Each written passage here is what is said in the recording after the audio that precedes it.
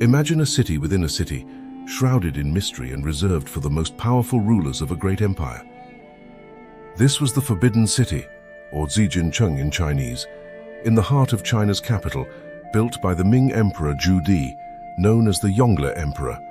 But why was it called the Forbidden City? Ordinary people were not allowed to enter. In China, the emperor was said to be a son of heaven, giving him heaven's supreme power. Only the emperor could freely roam every part of this vast palace complex. Even high-ranking officials and the imperial family had restricted access.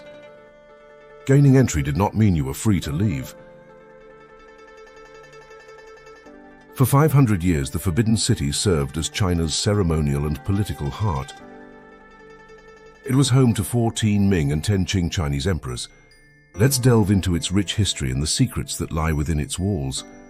Join us now as we unlock the gates to this majestic city of palaces. Birth of the Forbidden City. Let's travel back to the early 15th century. This was a time when the Ming Emperor Yongle had a vision to build a magnificent palace that would symbolize the power and grandeur of his reign. This would be a palace larger and grander than anything the world had ever seen.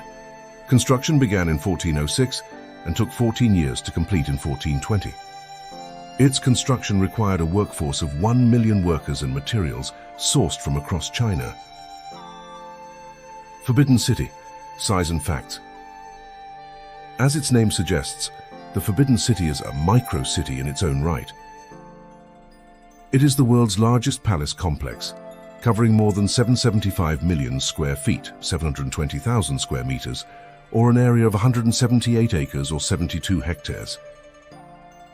It measures 961 meters in length and 753 meters in width, making a large rectangle. It is composed of more than 90 palace compounds, with 98 buildings and 8,886 bays of rooms. The Forbidden City is separated from the rest of Beijing by a 171-foot wide, or 52-meter moat, and a 33-foot high, or 10-meter wall. It has 4 gates, the main one being the South Gate, Meridian Gate, facing Tiananmen Square. Gate towers guard each entrance. The Forbidden City Palace area is 10 times larger than the White House, nearly 5 times larger than Buckingham Palace.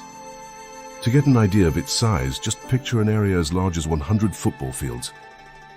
Architecture and symbolism. Walking through the Forbidden City is like stepping into a magical living painting. You will marvel at the golden roofs, red walls supporting the golden roofs, and intricate dragon motifs. The orientation and layout follow traditional Chinese feng shui practices. Symmetry in the plan and design is crucial. The most important buildings align along the north-south axis. They face south to honor the sun. The architecture of the Forbidden City is rich in symbolism. Each element symbolizes imperial authority and cosmic order. Golden yellow tiles link the emperor to the sun, and mythical animals line the palace roofs. The dragon, symbolizing the emperor, is a recurring motif. Everything is meticulously designed to reflect the harmony between heaven and earth. Wood is generally used in buildings. Here you will find the world's largest, oldest, and best preserved collection of wooden buildings. The scale and majesty of the Forbidden City emphasize the importance of the emperor, as he is the representative of heaven and the center of the empire. Layout, inner and outer courts. The Forbidden City is divided into 2 main parts, with a clear division of public and private life. A wall and the gate of heavenly purity separates the 2 parts.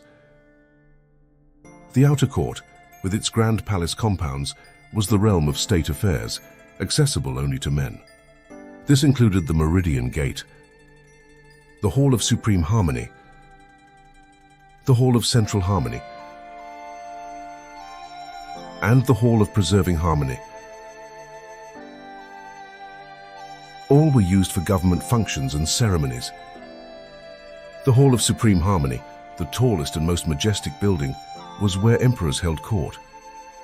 The inner court, north of the central axis, served as the emperor's and his family's living quarters. It included the Palace of Heavenly Purity,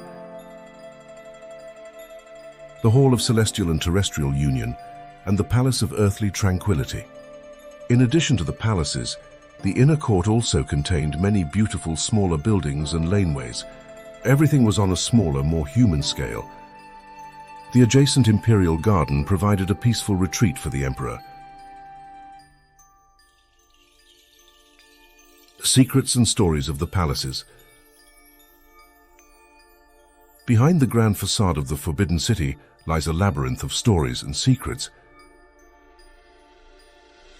Did you know that the Forbidden City was home not only to the emperor and empress, but also his concubines, and thousands of eunuchs and maidservants? Every corner of the 600-year-old palaces holds tales of intrigue, romance, and betrayal. Ghostly spirits, it said, still haunt the Forbidden City. It has a dark history. Many have lost their lives within its walls. No tale is sadder than that of Consort Zhen, the Pearl Concubine, beloved of Emperor Guangxu. She drowned in a well by murder or suicide in the Forbidden City after displeasing the Dowager Empress Qixi. A few years later, Emperor Guangxu died by poison in 1908 at age 37, one day before Qixi's death. These are mysteries that cannot be solved conclusively. The center of power, threats and disruptions. For over 500 years, the Forbidden City was China's political and ceremonial center, shaping the destiny of an entire nation. It also housed priceless collections of art, literature, and artifacts, showcasing the best of Chinese culture and craftsmanship. Over the centuries, the Forbidden City has faced many threats, including fires, earthquakes, wars, revolutions, and power struggles. The greatest risks were the end of the Ming dynasty in 1644, the Boxer Rebellion of 1900, the Japanese invasion in World War II, and finally, the Communist Revolution in 1949. In 1900, when a coalition of foreign troops defeated the Boxers and Qing forces, Empress Cixi and others from the imperial court had to flee from Beijing for 2 years. Before fleeing, they hid as many treasures as they could so foreign troops would not find them. The last emperor, Puyi, abdicated in 1912, marking the end of the Qing dynasty. Still only a child then, Puyi remained in the Forbidden City until 1924, when it opened as a public museum, the Forbidden City, present day.